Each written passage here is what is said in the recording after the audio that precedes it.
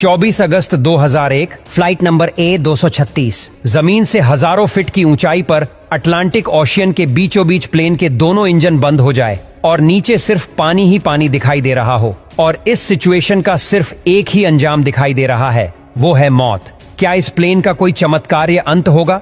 तो आइए जानते हैं इतिहास की सबसे बड़ी दिल दहला देने वाली सच्ची कहानी। 23 अगस्त 2001 की शाम कैनेडियन एयरलाइन एयर ट्रांसिट की फ्लाइट टोरंटो एयरपोर्ट से पुर्तगाल के लिस्बन शहर जाने की तैयारी कर रही थी।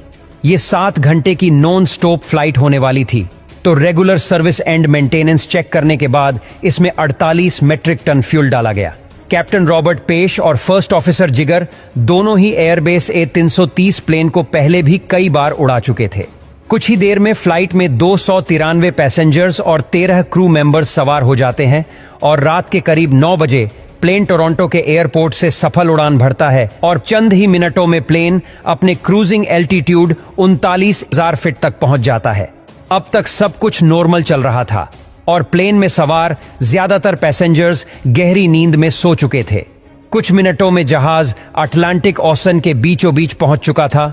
रात के करीब 1 बजे कैप्टन रॉबर्ट पेश की नजर प्लेन के इंजन नंबर 2 के कंट्रोल पैनल की तरफ पड़ी, जहां रीडिंग आ रही थी कि राइट साइड के इंजन में ऑयल प्रेशर काफी बढ़ चुका था। साथ ही ऑयल की क्वांटिटी कम और ऑयल टेम्परेचर भी लो इंडिकेट हो रहा था।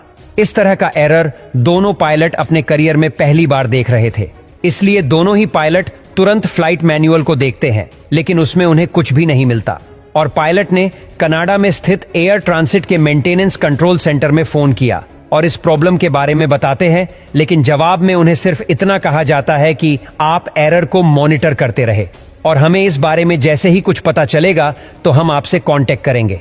उड़ान में कोई दिक्कत नहीं थी, इसलिए पायलट ये सोचकर रिलैक्स हो गए कि शायद कोई फोल्ट सेंसर ऑयल की गलत रीडिंग दे रहा है।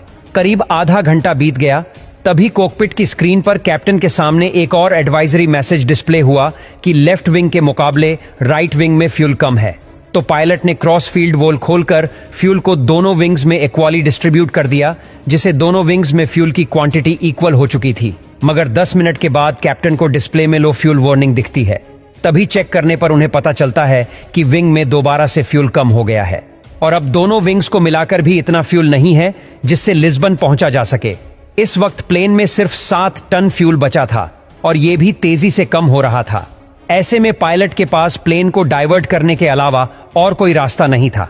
तभी उन्होंने अपने सबसे करीबी टेरेसीरा आइलैंड में मौजूद लार्जेस्ट एयरपोर्ट पर लैंड करने का डिसीजन लिया और तुरंत ही वहां के ट्रैफिक कंट्रोल से कांटेक्ट कर